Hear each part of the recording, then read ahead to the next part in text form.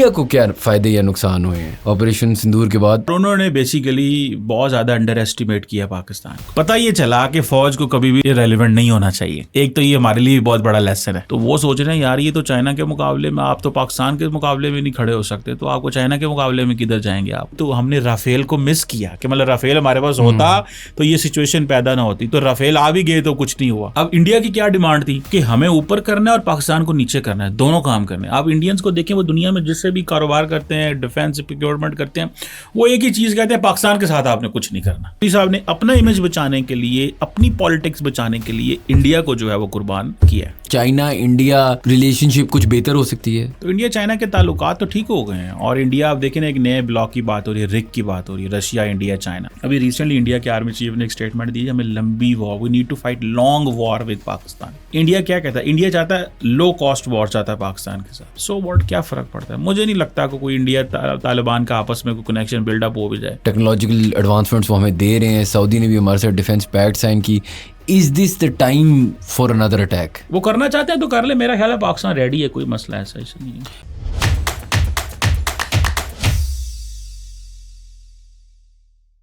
Assalamu alaikum everyone and welcome to another episode of How Does It Work, a podcast by Pro Pakistani. हमारे बहुत खास मेहमान इस back on the podcast doctor Qamar Cheema sahab, बहुत बहुत शुक्रिया, आपने हमें वापस टाइम दिया। थैंक यू जी, बहुत शुक्रिया जी। अच्छा सर, आपसे मैं एक इंटरेस्टिंग कॉन्वर्सेशन इस तरह करना चाह रहा था कि ऑपरेशन सिंदूर हुआ ना, और उसके बाद बहुत ज़्यादा हमारी कॉन्वर्सेशन इस पॉडकास्ट पे पूरे पाकिस्तान में चलती रही है कि पाकिस्तान में क्या क्या चेंजेस आए, लोग हमें कैसे, वर्ल्ड व्यू चेंज हुआ, हमारी रिलेशनशिप अमेरिका के साथ कैसे चेंज हुई, चाइना के साथ कैसे चेंज हुई। लेकिन अभी तक मैंने एटलीस्ट ये कॉन्वर्सेशन ना कभी की है, ना सोची है सही तरह कि दूसरे साइड ऑफ द बॉर्डर भी तो चेंजेस आए होंगे।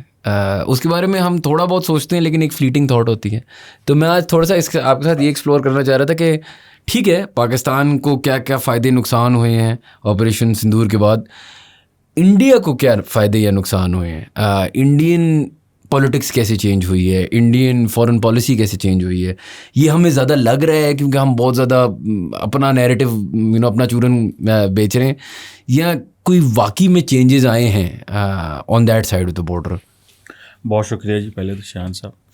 देखिए, मैं ये समझता हूँ कि पाकिस्तानी साइड पे पहले मैं अगर एक मिनट के लिए बात कर लूँ कि हमारा ये था कि हमारे लोगों ने, हमने इतनी अमन की बात की, इतनी डायलॉग की बात की इंडिया के साथ। कभी हम अबू धाबी को डालना चाहते हैं, कभी अमेरिकन को कह रहे हैं, कभी डायरेक्ट इंडिया को पैगाम। उन्होंने समझा ये तो बड़े कमज़ोर हैं और उन्होंने बेसिकली बहुत ज़्यादा अंडर एस्टिमेट किया पाकिस्तान को। अच्छा, उस वक्त ग्लोबल सिचुएशन भी इस तरह थी, अमेरिकन भी हमें यही कह रहे थे इंडिया के साथ ताल्लुकात अच्छे रखने हैं, चीज़ें मैनेज करनी है। हमारे यहाँ भी जो लीडरशिप थी वो पीस। आपने अभिनंदन का जहाज़ गिरा के भी वापस कर दिया, बेशक नंदी ने फ़ोन नहीं उठाया। मतलब आप पाकिस्तान की उस वक्त की कमज़ोरी कह लें, अमन कह लें, डायलॉग कह लें, जो भी उसको नाम दे लें, कि आपने पायलट वापस कर दिया और वो फ़ोन भी नहीं सुनना चाह रहे आपका। ये थी कमज़ोरी का लेवल, इतना ज़्यादा था। और हमारे ऊपर ये था जी, हमारे तो देखिए हम बड़े अच्छे लोग हैं, हम तो देखें उसने फ़ोन भी नहीं उठाया फिर भी पायलट, हम तो अमन चाहते हैं। इस चीज़ को बहुत ज़्यादा मिसरीड किया गया था और इसको अपनों ने और गैरों ने और अपनी पाकिस्तान के अंदर भी बहुत ज़्यादा मिसरीड किया गया। उन्होंने कहा जी फ़ौज कमज़ोर हो गई है, वो कहा जी टैंकों में तेल कोई नहीं है, मामलात बड़े गड़बड़ हो गए हैं। अरबों के पास जाते थे, वो कहते थे यार वो हालात ख़राब है, थोड़े पैसे दे दो, मैक्रो इकोनॉमिक स्टेबिलिटी लेके आनी है। तो वो भी कहते थे यार ये तो बुरे हालात है, ना ये लड़ सकते हैं और ना इनके पास पैसे हैं, तो ये मतलब है क्या। तो बहुत ज़्यादा हमारे बारे में इमेज जो था ना वो प्रॉब्लम बनी हुई थी। तो हमारा तो वो सारा कुछ ठीक हो गया। उन्होंने कहा भाई देखिए आपके पास फ़ौज ही है, फ्रैंकली स्पीकिंग, एक बड़ा अदारा, ताकतवर अदारा, जो जिसकी कैपेबिलिटी, ताकत आप जो है ना वो करते हैं और आपको दुनिया रेलिवेंट समझती है। उसी फ़ौज को आपने कमज़ोर हुई थी या किया गया, या जो उस वक्त हालात सिचुएशन ऐसी थी, और उसी फ़ौज ने आपको दोबारा जो है ग्लोबल स्पेस में रेलिवेंट किया। तो पता ये चला कि फ़ौज को कभी भी इररिलेवेंट नहीं होना चाहिए।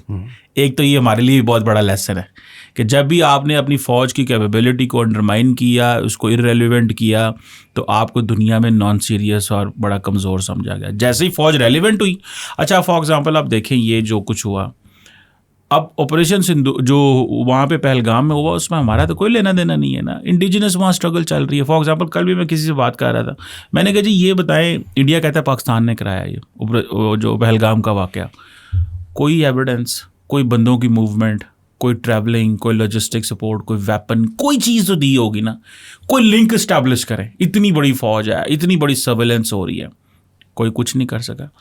अब वो मिसरीड कर रहे थे हमें बहुत ज़्यादा, उन्होंने मिसरीड किया। अभी जो कुछ फिर उन्होंने प्राइम मिनिस्टर मोदी ने उनको कहा कि आप करें, उसके रिजल्ट आपके सामने आ गए हैं। सबसे पहले तो इंडिया बेसिकली जो सवाल है, what happened on the other side of the border. तो सबसे पहले क्या हुआ कि लोगों के अंदर जो इंडिया का जो इमेज था ना, 85 billion dollar defence budget, 4 trillion dollar की जीडीपी है, बहुत बड़ा मुल्क है, रेलिवेंट है, दिस है दैट है, वो इमेज एक दफ़ा नीचे आ गया सारे का सारा। लोगों को एहसास नहीं था कि ये क्या हो सकता। तो एक तो उनका जो इमेज बना हुआ था ओवरऑल, जैसे फॉर एग्जांपल अमेरिकन के आगे उनका बहुत बड़ा, अमेरिकन क्या कहते थे, इनको हमने खड़ा करना चाइना के मुकाबले में। तो वो सोच रहे हैं यार ये तो चाइना के मुकाबले में, आप तो पाकिस्तान के मुकाबले में नहीं खड़े हो सकते, तो आपको चाइना के मुकाबले में किधर जाएंगे आप।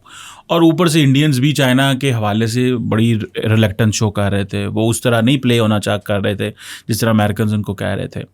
तो एक तो वो उनका वो इमेज टूटा। दूसरा, मुझे ऐसे लगता है, मेरी असेसमेंट है कि इंडिया की जो political and military and society के बीच में फॉल्ट लाइन सामने आई है। मिसाल के तौर पे इंडियन मीडिया बड़ा रेलिवेंट हुआ करता था, इतनी बड़ी बिग मीडिया मशीन है, अरबों रुपए का बजट है, 900 टीवी चैनल है, दिस दैट ये वो। हुकूमत ने इतना किया कि हुकूमत ने, नरेंद्र मोदी साहब ने अपने दोस्तों के ज़रिए टीवी चैनल ही खरीद लिए, NDTV, CNN न्यूज़ 18, ये पूरे पूरे चैनल हैं, अरबों मालियत के चैनल हैं, कोई छोटे मोटे चैनल नहीं हैं।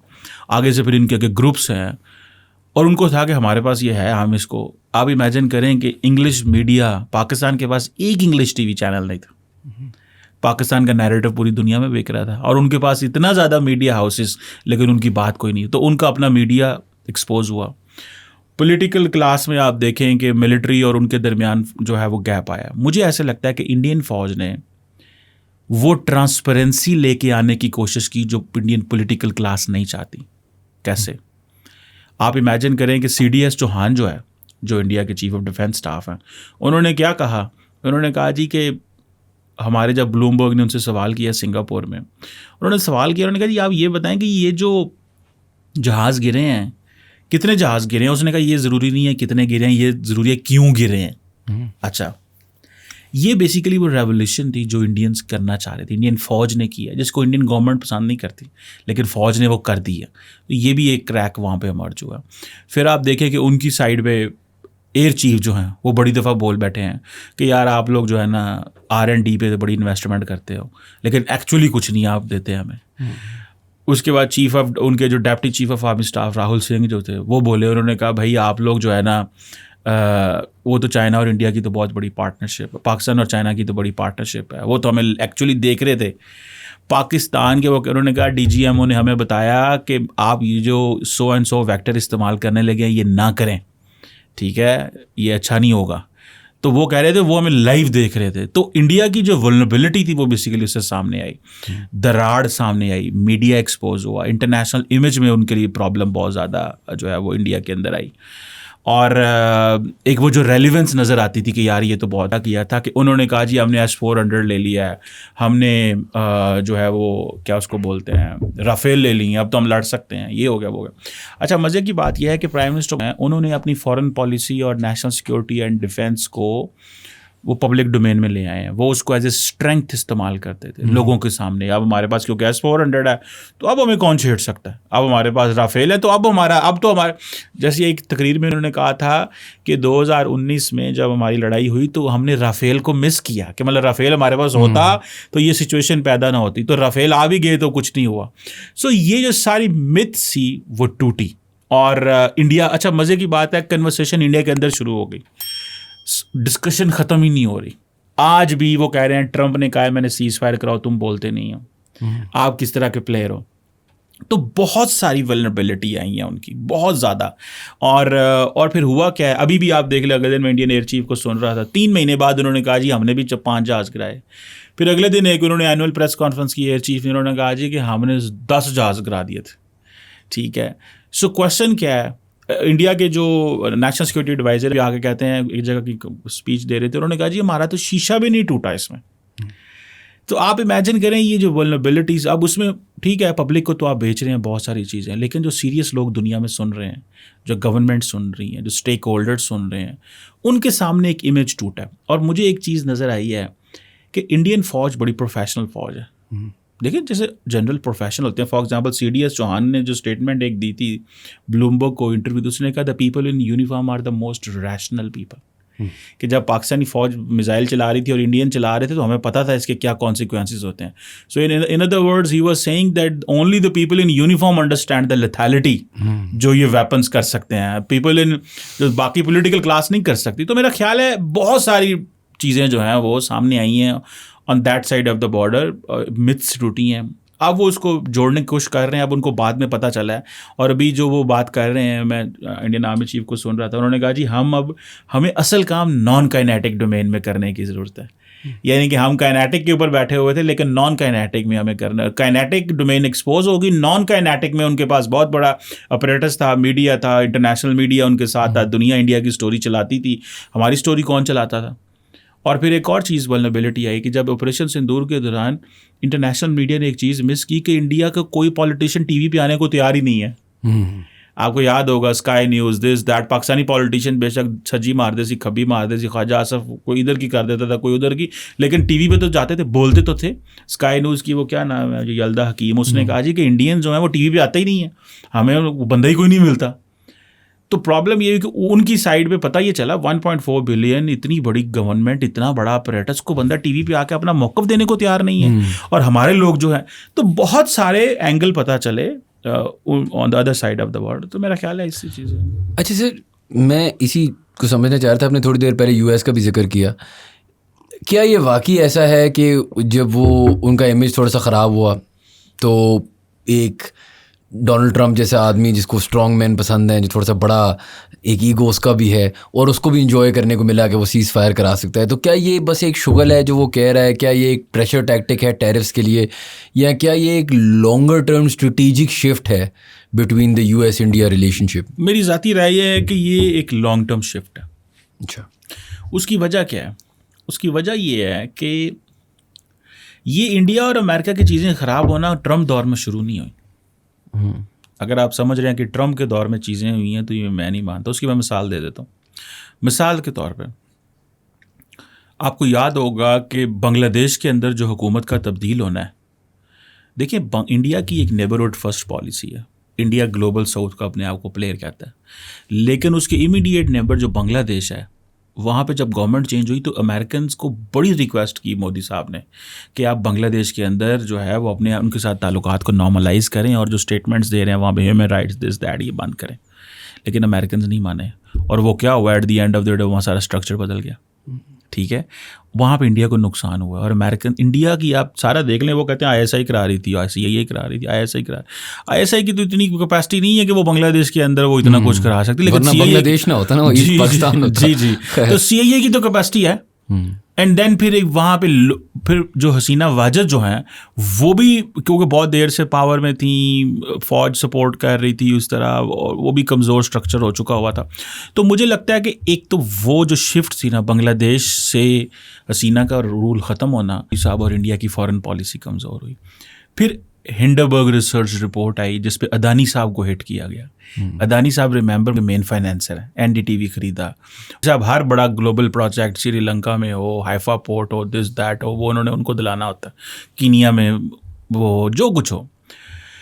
फिर आप देखें कि जो बंदे पकड़े गए कनाडा और अमेरिका में, दैट वाज बेसिकली अमेरिका से और नॉर्थ अमेरिका से इंडिया का सारा जो था, क्या उसे बोलते हैं, जो डीप स्टेट का ऑपरेटर्स था, उन्होंने ख़त्म कर दिया वहाँ से। तो अमेरिकन ये बहुत पहले का लगे होते। ये अमेरिकन डीप स्टेट का मेरी असेसमेंट में स्ट्रक्चर है कि यार यहाँ से ये चीज़ें चेंज करो, ये ठीक नहीं चल रही।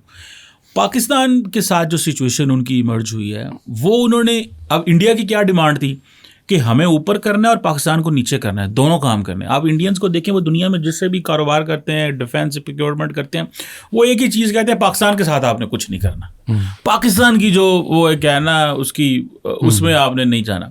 तो मुझे ज़ाती तौर पर ये लगता है कि शायद ये फैक्टर जो है वो है कि अमेरिका के अंदर वैसे ही पॉलिसी चेंज हो रही थी। लेकिन क्यों हो रही थी? मैंने आपको बताया ना कुछ उसकी वजह, ठीक है, ये भी पॉइंट अच्छा, क्यों हो रही थी उसकी वजह ये है कि इंडिया जो है उसके अंदर एक तो एरोगेंस है बहुत ज़्यादा, दूसरा इंडिया की एक पॉलिसी है स्ट्रेटेजिक ऑटोनॉमी की, जी हम आज़ाद हैं जी, मल्टी अलाइनमेंट की बात करते हैं। वो कहते हैं भाई आप the United States operate in the world with the support of allies, be an ally, get whatever you want to get, but work as we want you to work there. Indians क्या कहते हैं, कहते हैं नहीं जी हम तो non aligned रहे हैं, हमें तो वो कुछ करने की ज़रूरत नहीं। तो इंडिया उनकी लाइन नहीं ले रहा था अमेरिकन की, सीधी सी बात है। एक तो ये बात है, दूसरा वो समझते थे कि ग्लोबल साउथ में थोड़ा सा ये ओवर कॉन्फिडेंट प्लेयर है, हमारा ही दोस्त है लेकिन ओवर कॉन्फिडेंट है। फिर आपने देखा क्वाड जो है, एक क्वाड्रिलेटरल सिक्योरिटी डायलॉग, उसके अंदर उन्होंने उसको सिक्योरिटी कंपोनेंट नहीं इंडिया ने बनने दिया। सो उनको ऑकस बनाना पड़ा एक वहाँ पे ऑस्ट्रेलिया और जापान के साथ मिलके, सो बरतानिया के साथ मिलके। सो पॉइंट ये है कि ये इंडियन जो हैं वो रेजिस्ट कर रहे थे बहुत सारी चीज़ों में, इंसेंटिव भी अमेरिका से लेना चाहते हैं और अमेरिका को डिलीवर भी नहीं कुछ करना चाहते। तो अमेरिका के इंटरेस्ट किधर जाएंगे? चाइना के साथ बहुत ज़बरदस्त कारोबार है, चाइना के साथ चीज़ें नॉर्मलाइज हैं। मुझे ऐसा लगता है कि ये चीज़ है। और फिर लार्जली फिर पाकिस्तान पे ये है कि जी पाकिस्तान को टेररिज्म में लिंक करो हर चीज़ में। तो वो कहते हैं कि भाई पाकिस्तान तुम्हारा पार्टनर है, इसने तो टेररिज्म में बड़ा काम किया हुआ है। तो जो भी माइकल कुरेला ने लास्ट जो कांग्रेस में वो अपना दिया था टेस्टमनी, उसमें उसने क्या कहा, उसने कहा ये आइदर और वाली बात कोई नहीं है, पाकिस्तान जो है वो हमारा फिनोमिनल पार्टनर है, उसने काम किया है और उनको हम थोड़ी सी लीड देते हैं, उनके अपने रिसोर्सेज वो इस्तेमाल करते हैं और वो इतना कुछ कर रहे हैं, तो हम ये नहीं उनको, तो ये छोड़ दें, ये दिमाग अपना चाहिए। तो इंडिया की तरफ से मैं समझता हूँ ये डीप स्टेट की तरफ से, फिर और दूसरा फिर जब ट्रंप आए, ट्रंप का दिमाग फिक्स हो गया टैरिफ के ऊपर, फिर उल्टा इंडियंस ने और उनको नाराज़ कर दिया कि उनकी वो जो सीज़ फायर की जो ऑफ़र है वो कहते हैं ये है, इसका करदारी कोई नहीं है। अगर आप ये कहें कि ये सीज़ फायर उन्होंने करवाया है जो कि ट्रम्प ने करवाया है, तब घर में अनपॉपुलर हो जाते हैं, क्योंकि वो कहते हैं जी हम थर्ड पार्टी इन्वॉल्वमेंट मानते ही नहीं है। तो ये आपने थर्ड पार्टी इन्वॉल्वमेंट जंग में क्यों मान ली? फिर तो साहब का अपना इमेज बीच में टूटता है। अपना इमेज बचाने के लिए, अपनी पॉलिटिक्स बचाने के लिए इंडिया को जो है वो कुर्बान किया है। सर आपको लगता है कि जिस तरह आपने भी बात की बांग्लादेश में वीकन हुई है इंडिया, श्रीलंका नेपाल भी कुछ हद तक उस तरह रिलेशनशिप नहीं रही, ऑब्वियसली ऐसा है कि हमें नज़र आ रहा है यूएस से वो थोड़ा सा दूर हो रहे हैं। लेकिन मैं हमेशा ऐसे सोचता हूँ कि इवन खान साहब के एरा में जब हम इससे थोड़ी देर पहले बात करते हैं कि हम दोस्ती करना चाहते थे, शायद हम दोस्ती इसलिए करना चाहते थे क्योंकि India might be too big to fail. मतलब ना करते हुए भी अगर अमेरिका उसके साथ ट्रेड तो करता रहेगा कुछ हद तक, चाइना भी करता रहेगा। सुनने में पता नहीं कौन सी रिपोर्ट है जो कह रही थी 2030 है आई थिंक, जब वो थर्ड लार्जेस्ट इकोनॉमी दुनिया की हो जाएंगे after the US and China. तो सवाल ये बनता है कि is India too big to fail? मतलब ठीक है अभी उन्हें पहली बड़ी अरसे बाद एक थोड़ा सा हमें एक झटका पड़ा है, उन्हें एक जैब पड़ा है, लेकिन क्या इवेंचुअली 5-10 साल बाद देखिए, क्योंकि फाउंडेशन की बात अगर हम करें ना, तो पाकिस्तान की फाउंडेशन है कि हमारे पास एक डिसेंट लड़ाई करने की कैपेबिलिटी है, हमारी आर्मी अच्छी है। इंडिया की फाउंडेशन इकोनॉमी की तो बहुत अच्छी है ना, बेशक उसमें अमेरिका ने हाथ दिया हो या ना दिया हो, वो चीज़ क्या कंप्लीटली ऑन ट्रैक है और वो टू बिग टू फेल है, या आपका मतलब आपको ये लगता है कि हो सकता है over the years to come कि उनकी इकोनॉमी भी थोड़ी सी डिप करना शुरू करे? देखिए मैं नहीं समझता उनकी इकोनॉमी डिप शिप करेगी। इंडिया बड़ा मुल्क है, इंडिया इकोनॉमिकली रेलिवेंट है, बड़ी मार्केट है, वो जो मर्जी बनाए वो अपने डोमेस्टिकली बहुत सारा कंज्यूम कर सकते हैं। बिल्कुल, जैसे चाइना है, वो जो मर्जी प्रोड्यूस करे डोमेस्टिकली इतना कुछ कंज्यूम कर लेते हैं। तो उनको तो देखें कितने मुल्कों की मार्केट में ला के उनकी अपनी आबादी जो है उसके बराबर होगी। ठीक है, सो इंडिया की अगर 1.4 बिलियन की आबादी है तो आप इमेजिन कर लें कि आप दुनिया में कितने ऐसे ग्रुप होंगे जिनकी 1 in 7 लोग हैं क्या? 1 in 6। हाँ, सो क्वेश्चन ये है कि इंडिया फेल नहीं होगा इस सेंस में, इंडिया रेलिवेंट रहेगा, इंडिया बड़ा प्लेयर है। लेकिन क्वेश्चन ये है कि इंडिया की जो लीडरशिप है वो क्या करती है इस सेंस में। मुझे ज़ाती तौर पे ये लगता है, मेरी जो असेसमेंट है उसमें ये है कि इंडिया रेलिवेंट रहेगा, इंडिया बड़ी इकोनॉमी है, इंडिया सोलो फ्लाइट लेना चाहता है, सोलो फ्लाइट में वो ऑब्जेक्टिव्स अचीव कर, अगर वो वाकई ही सोलो फ्लाइट लेना चाहता है, अगर वो वाकई ही सोलो फ्लाइट लेना चाहता है तो वो मुझे लगता है कि उसको टाइम लगेगा अपने ऑब्जेक्टिव एंड इंसेंटिव या जो वो करना चाहता है, it will take it some time. वो कितना टाइम होगा, क्या होगा, बाकी वो रेलिवेंट रहेगा। ये नहीं है कि आप देखें बरतानिया ने फ्री ट्रेड एग्रीमेंट किया, यूरोपियन यूनियन कर रही है, जीसीसी ने उनके साथ किया। क्यों कर रहे हैं भाई, क्यों कर रहे हैं? बिकॉज उनको पता है कि फ्यूचर प्रोडक्शन हमने वहाँ से करनी है। वेस्टर्न वर्ल्ड इंडिया के पास इसलिए आ रही है, वो कहते ठीक है यार, चाइनीज़ इन्फ्लुएंस नहीं है, चाइनीज़ टेक्नोलॉजी नहीं है, so on and so fourth नहीं है। अब ये अमेरिका के ने जैसे रिसेंटली बाइडेन एडमिनिस्ट्रेशन ने फ्रेंड शोरिंग की पॉलिसी कर दी, यार उठाओ सारा कुछ चाइना से, चलो इंडिया। ट्रम्प आया, उसने कहा उठाओ सारा कुछ यहाँ से, वापस आओ अमेरिका। तो ये अनसर्टेनिटी रहेगी। सो मार्केट्स जो होती हैं वो लीडरशिप आती रहती है, वो डिफरेंट किस्म के चीज़ें लेके आती रहती है, तो चीज़ें शिफ्ट होती रहती हैं। सो इंडिया रेलिवेंट रहेगा, उनकी अपनी मार्केट भी है, दुनिया को भी बहुत कुछ बेच सकते हैं, दुनिया के लिए वो इकोनॉमिक सेंस में बड़े रेलिवेंट हैं, वो बिज़नेस करते हैं। आप देखें बड़े ब्रांड्स वहाँ जाना चाहते हैं, वहाँ कोई काम, लोगों की बाइंग कैपेसिटी, मतलब बहुत कुछ है इंडिया के अंदर इन दैट सेंस। लेकिन इंडिया ग्लोबल स्टेज पे वो क्या ट्रस्टवर्दी है या वो उस तरह ऑपरेट करना चाहता है जिस तरह वेस्टर्न एलाइज कहते हैं, वो एक सेपरेट सवाल है। उसमें फिर उनकी अपनी चीज़ें हैं। अगर मैं आपसे यही पूछना चाह रहा था कि अगर आप हिस्ट्री में देखें तो शुरू में हमने US as a partner pick किया, उन्हें सोवियत यूनियन, और वो उनके लिए अच्छा बैठता था क्योंकि सोवियत यूनियन शायद डिफरेंट है इन द सेंस कि वो उस तरह चाहते नहीं है कि आप बहुत एलाई बनो। तो अब अगर इंडिया की रिलेशनशिप यूएस के साथ वीकन हो चुकी है, ठीक है हमारी कॉन्वर्सेशन हो रही है कि हम जो यूएस से क्लोज होंगे, लेकिन क्या एक पॉसिबिलिटी हो सकती है एट सम पॉइंट, क्योंकि हम देखते हैं जियो पॉलिटिक्स में चीज़ें बहुत जल्दी चेंज होती हैं, कि 5-10 साल में कहीं at some point in the future एक चाइना इंडिया रिलेशनशिप कुछ बेहतर हो सकती है? अगर बॉटलनेक पहले ये था कि यूएस चाहती थी कि यहाँ पे एक रीजनल हेजमन हो जो उनको कम्पीट करे, चाइना के मुकाबले का हो, अगर यूएस का वो इंटरेस्ट है नहीं, तो इंडिया क्या चाइना से नज़दीक हो सकती है in the years to come? हो गई है ऑलरेडी, क्यों नहीं हुई? इंडिया ने देखे, इंडिया और चाइना का आज भी $125 अरब का बिजनेस, $100 बिलियन की इंपोर्ट करते हैं। फिर आप देखें कि इंडिया ने अपने जो सारी मिलिट्री डिप्लोमेसी के ज़रिए उनके साथ बॉर्डर पे मसले भी सॉल्व कर लिए हैं, डायरेक्ट फ़्लाइट शुरू हो गई हैं।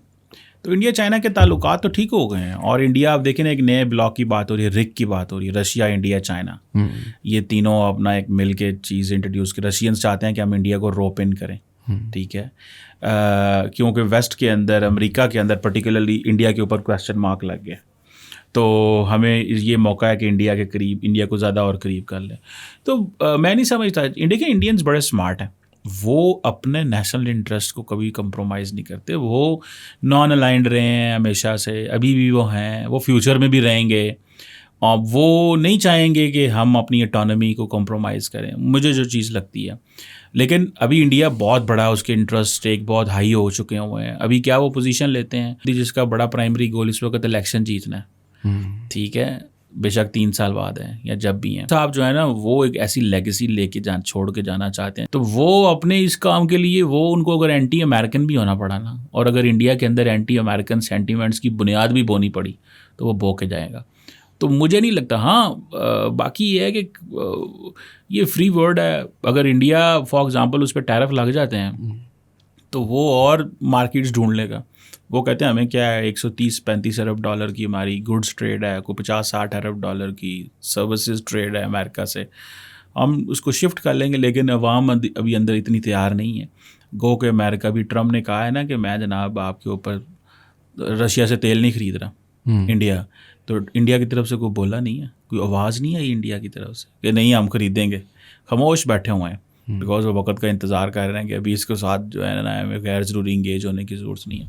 सो मुझे लगता है कि इंडिया अपने ऑप्शंस पे काम करेगा, इकॉनमी देखेगा, उसको इन चीज़ों में ज़्यादा इंटरेस्ट है। वो डोमेस्टिक पॉलिटिक्स को भी ठीक रहा, और फिर उसको ये भी खतरा है कि ये ना हो कि लोग मेरे खिलाफ ज़्यादा हो जाएं कि तुम्हें अमेरिका से दूर कर रहे हो, इसलिए भी थोड़ा वो सॉफ्ट रह रहा है अमेरिका के ऊपर। लेकिन चाइना तो उनके लिए एक बड़ी लुक्रेटिव मार्केट है, वो उसको कभी भी लूज़ नहीं करना चाहेंगे, और ना ही उनका कोई प्लान है। उन्होंने हाइट ऑफ 5 साल बड़ा मुश्किल था 2020 से लेके 25 तक, उन्होंने कारोबार नहीं कंप्रोमाइज़ किया। और इंडिया की रिलेशनशिप में अगर पूछूं सऊदी मिडल ईस्ट से, सऊदी ने फेमस हमारे साथ डिफेंस पैक्ट साइन किया जिस पे हम सब बड़े खुश हुए, लेकिन क्या वो डिफेंस पैक्ट सिर्फ ये है कि अगर आपको या सऊदी अरब को अटैक किया गया तो हम आ जाएंगे, उसका सऊदी अरब को तो कोई लेन देन नहीं है ना उससे, even it comes to defending us या even being with us politically? क्योंकि मिसाल देता हूँ आपको, सऊदी डिफेंस पैक्ट हुआ, उसके कुछ हफ्ते बाद आई डोंट नो तीनों खान आए हुए हैं, फिल्में बना रहे हैं सऊदी अरेबिया में, मतलब बॉलीवुड के स्टार्स आए हुए हैं. Does Saudi Arabia and middle east just maintain a neutral relationship with both Pakistan and India, या वो किसी के फेवर में जाएंगे? देखिए, सऊदी अरब की और इंडिया की कोई $54 बिलियन की बायलैटरल ट्रेड है. सऊदी अरब को पता है कि हम इंडिया से बहुत कमा सकते हैं. सऊदी अपनी नॉन ऑयल ट्रेड को विजन 2030 में बहुत कुछ देख रहे हैं, तो उनको क्या ज़रूरत है इंडिया से तल्लुकात ख़राब करने की, और करने भी नहीं चाहिए. और उनके लिए देखिए ना, अब आपकी बॉलीवुड इटसेल्फ बहुत बड़ी इंडस्ट्री है, 1000 से ज़्यादा मूवीज़ बनती हैं वहाँ पे. तो आप क्या समझते हैं कि आप एवं ही उस मार्केट को इग्नोर करेंगे? सऊदी अरब तो बड़े इन्वेस्टर हैं बॉलीवुड के, वो तो जितनी मूवीज़ बनती हैं उनमें वो तो पैसा लगाना चाहते हैं. ठीक है, तो वो अपना इमेज आप देखें ना, सऊदी क्रिकेट को प्रमोट करेंगे तो वो इंडिया को बीच में लेंगे. क्यों? बिकॉज इंडिया की मार्केट बहुत बड़ी है. इंडिया देखें, आप पाकिस्तान को तो नहीं कि अब छोटी सी मार्केट है 250 मिलियन की, हमने उनको क्या कमा के देना है? कमा के तो इंडियंस ने देना है उनको. तो वो तो अब चाह रहे हैं कि यूएई से बिजनेस, ये क्रिकेट वाला टीम डब्बा उठाओ, हमारे पास आ जाओ. तो वो तो बहुत कुछ कर रहे हैं. तो मेरा नहीं ख्याल कि हमें इस एंगल में देखना चाहिए. हाँ, ये जो डिफेंस एग्रीमेंट है, मुझे लगता है ये सऊदीज़ के साथ जो डिफेंस एग्रीमेंट है ना, इसका ये नहीं है कि उन्होंने हमारे साथ शुरू हो जाना है इंडिया से लड़ना. ये ऐसे नहीं होना. इसमें होगा क्या, मेरी असेसमेंट में पहली बात तो ये है कि वो एक कम्प्रीहेंसिव पार्टनरशिप है. ये सिर्फ इसको लड़ाई के एंगल से नहीं देखना चाहिए. पाकिस्तान की economic stability, political stability, financial stability, technological advancement, joint ventures, defence के हवाले से काम करना, वेपन्स प्रोक्योर जो है उसको R&D, फ्यूचर वेपन्स में इन्वेस्ट करना, बहुत सारी ऐसी चीज़ें हैं जिनके ऊपर काम होगा. जैसे पाकिस्तान ने चाइना के साथ मिलकर बहुत सारा मिलिट्री हार्डवेयर जो है वो बनाया है और मिल के काम किया है. पाकिस्तान इस तरह की सपोर्ट चाहता है सऊदी अरब से. पाकिस्तान भी चाइना के इन्फ्लुएंस से बाहर आके आज़ाद होना चाहता है कि हमारी भी ऑटोनॉमी हो.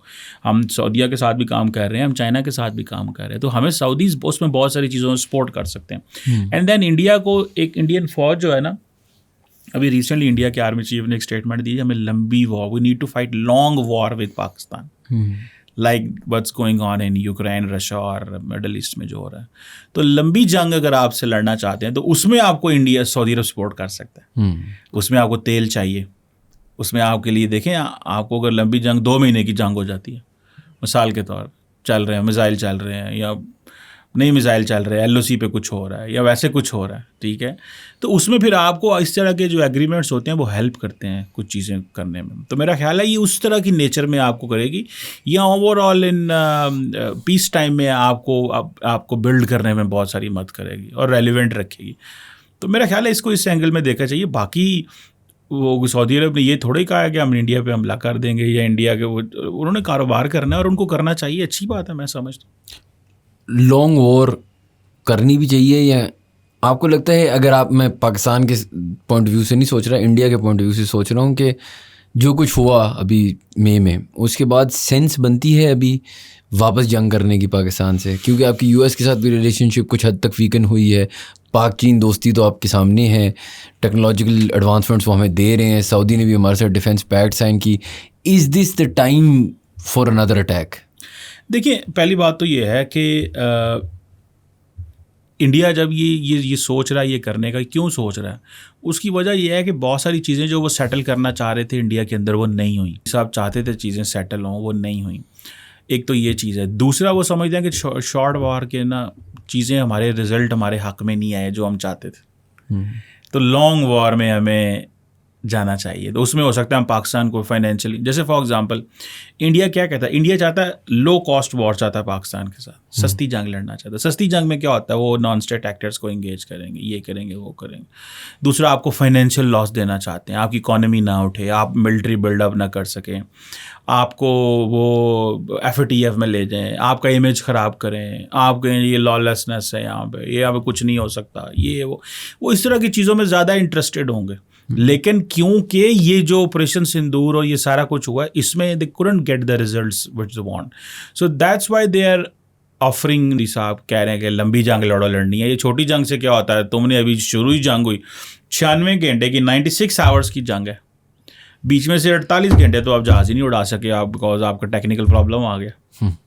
तो बीच में 48 घंटे आप जो है वो आपके जहाज़ उड़ रहे थे, तो आपने फिर क्या वो रिजल्ट निकालने थे उससे, जब इंडियन CDS खुद कह रहे हैं ना कि 48 आवर्स हम उसको मैनेज करते रहे, हमारे जहाज़ उड़े, हमला किया, बाद में उन्होंने अटैक किया तो हमने उतार ली है, हमें समझ ही नहीं आई हुआ क्या है, तो फिर हमने जहाज़ उड़ाया, फिर मारा जाके पाकिस्तान को। सो वो ये समझते हैं कि हमें कुछ मिला नहीं है जो हम चाहते थे, इसलिए वो कह रहे हैं या लॉन्ग वॉर लड़ें या नॉन काइनेटिक डोमेन में हमें चीज़ें करने की ज़रूरत है और उसमें हमें अपना बिल्डअप करने की ज़रूरत है। उसमें वो कह रहे हैं, वो बोल रहे हैं, कर रहे हैं। सो इट डिपेंड्स, वो करना चाहते हैं तो कर ले, मेरा ख्याल है पाकिस्तान रेडी है, कोई मसला ऐसा नहीं है। और जो उसकी पॉपुलैरिटी आपको लगता है अगले इलेक्शन से पहले आपने बात की, अभी एक डोमेस्टिक जंग भी है, अब एक लेगेसी की भी और एक कुर्सी की भी, उसकी पॉपुलैरिटी या उनकी पॉपुलैरिटी गिर रही है, बढ़ रही है, इट्स एग्जैक्टली द सेम? हमें तो ऐसे फील होता है कि एक नैरेटिव बहुत ज़्यादा बिक रहा है इंडिया में, या शायद ये मुझे फील हो रहा है क्योंकि उनकी मीडिया बहुत तगड़ी है, या क्या वाकई ऐसा है कि कांग्रेस के कोई चांस नहीं है? वो देखिए, उसका इनकम्बेंसी फैक्टर होता है हर लीडर का, उसका इनकम्बेंसी फैक्टर जो है ना वो इतना कोई नेगेटिव नहीं जा रहा उसके लिए।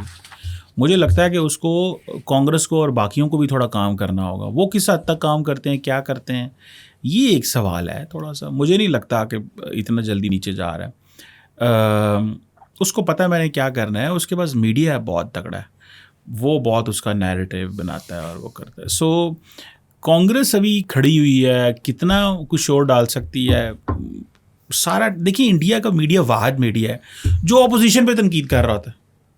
मतलब आप, मीडिया का क्या काम होता है, गवर्नमेंट को क्वेश्चन करना ना, वो अपोजिशन को बुरा भला कह रहे होते हैं। आप जाके देख लें, मतलब अपोजिशन की तो वो कुछ चलाते ही नहीं है। मीडिया सीधा मीडिया हाउसेस जो हैं वो तनकीद कर रहे होते हैं अपोजिशन के ऊपर। अब आप इमेजिन करें आपने क्या वहाँ पे अपोजिशन हो।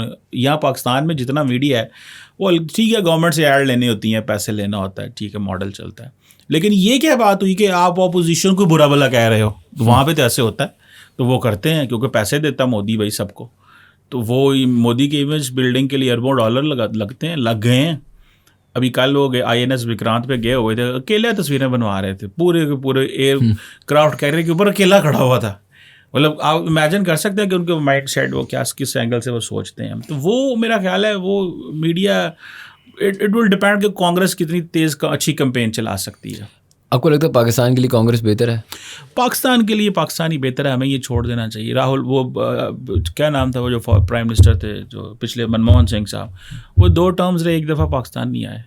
तो ये कांग्रेस कोई बात नहीं है। मोदी साहब बड़े लंबे चौड़े कदम बिछा गए हैं। देखिए, मोदी साहब अगर अभी 2029 में फेल भी हो जाए ना, तो अगले 5-7 साल इंडिया के ताल्लुकात बेहतर नहीं हो सकते। पाकिस्तान को एटलीस्ट लंबा 10-15 साल सोचना चाहिए। मैं समझता हूँ पाकिस्तान को इंडिया से बात ही नहीं करनी चाहिए, अभी वेट करें। उन्हें कहीं कोई ज़रूरत नहीं है बात करने की, कोई इंतज़ार करें ना। क्या हो गया, मतलब देखिए आपने 80 साल से बॉर्डर बंद किया हुआ, तो क्या हो गया, मतलब क्या निकल गया, क्या गिर गया आपका? आप भी चल रहे हैं, वो भी चल रहे हैं।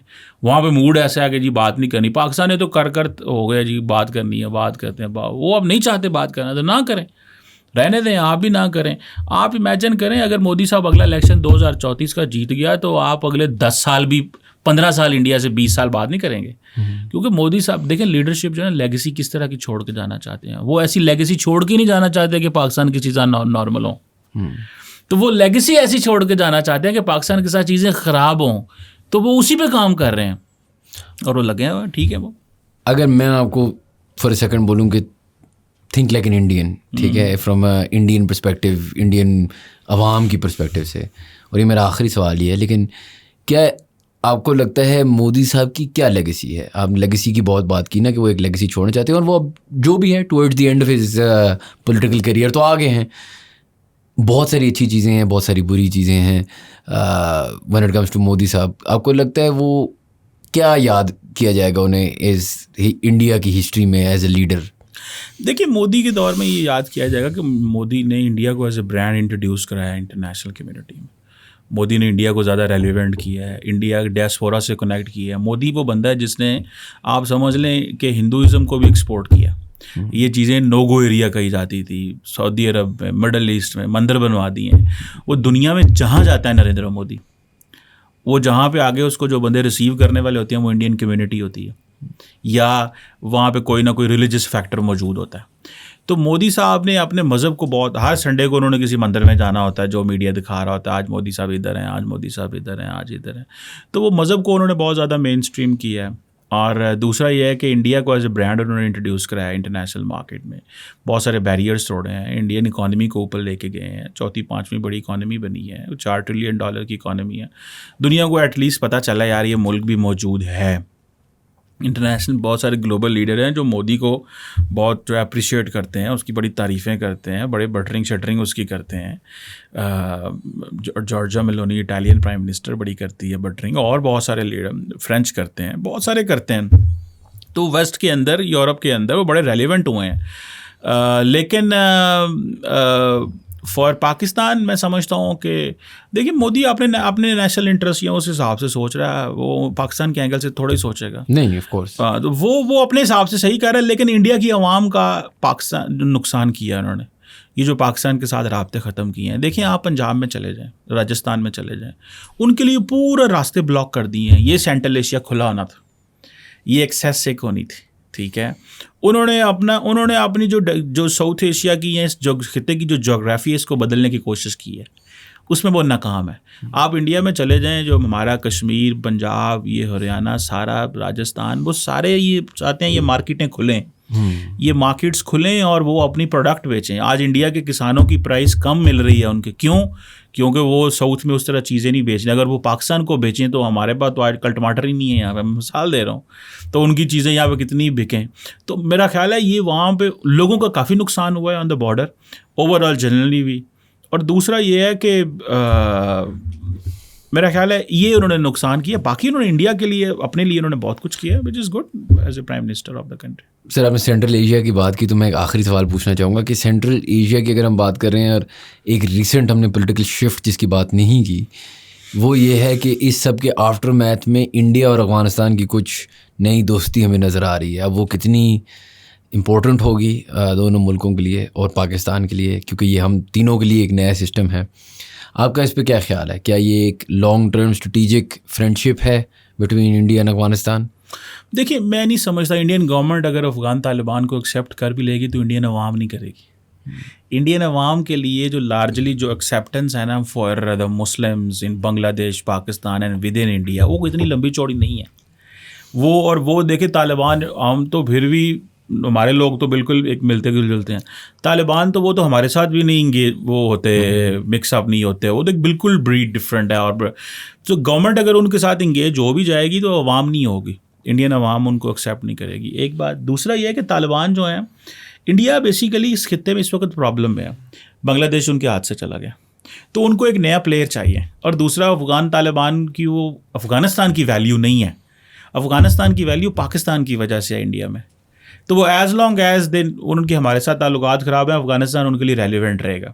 और वो जो लो कॉस्ट वॉर मैं कहता हूँ उसमें वो हमें इंगेज रखेंगे, कहीं ना कहीं फंसा के रखेंगे हमें वो, और उन्होंने रखा हुआ है। तो मुझे ऐसा लगता है कि ये अफ़गानिस्तान उनके लिए इस सेंस में इम्पॉर्टेंट है कि यार इसको साथ में ला के रखो। और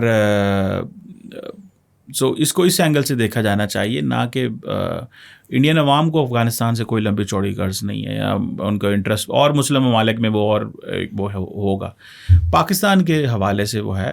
सो इंडिया को क्योंकि इस खित्ते के अंदर पाकिस्तान से लड़ाई, अब बांग्लादेश से भी लड़ाई, तो इंडिया की अपनी नेबरहुड फर्स्ट पॉलिसी में किसके साथ नेबर बनना है, ठीक है, तो कोई ख़ास नेबर तो बनता नहीं है उस तरह। अब नेपाल, श्रीलंका, भूटान छोटे मुल्क हैं, उसकी वो तो नहीं है ना एक चीज़। तो अफ़गानिस्तान में वो बहुत कुछ करना चाह रहे थे, वो ईरान को कह रहे थे कि भाई हम तालिबान को लेके आ रहे हैं चाबहार पोर्ट में, वहाँ से हम international north south transport corridor में इनको लिंक करेंगे, तो बहुत कुछ ऑफ़र कर रहे थे अफ़गान तालिबान को। लेकिन मेरा ख्याल है कि अफ़गान तालिबान अगर वो कर भी लें, सो व्हाट, क्या फ़र्क पड़ता है। मुझे नहीं लगता कि कोई इंडिया तालिबान का आपस में कोई कनेक्शन बिल्डअप हो भी जाए तो कोई बहुत बड़ी चेंज आ जाएगी। पाकिस्तान अफ़गानिस्तान को भी एक हॉस्टाइल कंट्री है, इंडिया भी उसी तरह हॉस्टाइल कंट्री है, तो आपका फ्रेमवर्क उसी सेंस में काम कर रहा है। तो मैं ये चीज़ है मेरे ख्याल। चलें सर, बहुत बहुत शुक्रिया, आपने हमें हमेशा की तरह बहुत टाइम दिया. बहुत शुक्रिया. Thank you guys for watching. If you enjoyed our content, please do subscribe to our channel and we will see you for the next podcast.